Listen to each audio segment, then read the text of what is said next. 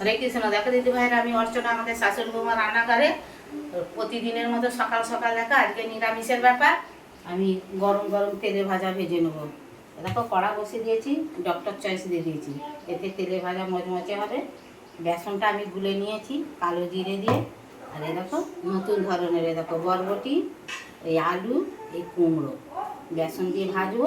তোমাদেরকে পরপর ভিডিওটা দেখাবো। যদি ভালো লাগে তোমরা নিরামিষেই বলো, মাসের দিনেই বলো, এইভাবে তেলে ভাজা ভেজে খাবে। কমেন্টে লিখবে আমার এই দেখো বরবটি গাছের চাষে করে খেয়ে কমেন্টে লিখবে আমার এইটা কেমন হয়েছে। সকলের সাথে শেয়ার করবে, একটা লাইক দিবে। ভিডিওটা প্রথম থেকে শেষ পর্যন্ত দেখার অনুরোধ রইল।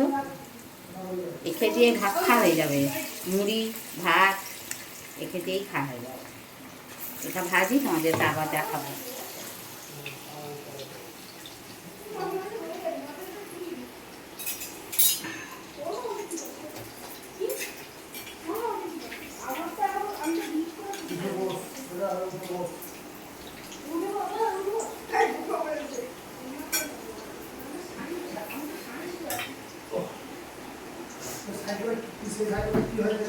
দেখো দিদি ভাইরা, আমার একবার ভাজা হয়ে গেল। এরকম বরবটিটা আলুটা এবারে আবার ভাজবো, আবার দেখাবো।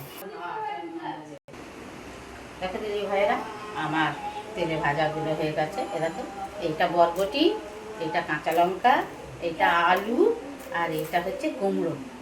বেগুন আছে করিনি। এবার এইটা দিয়ে আমার নাতিরা এরকম করে সস দিয়ে দেখো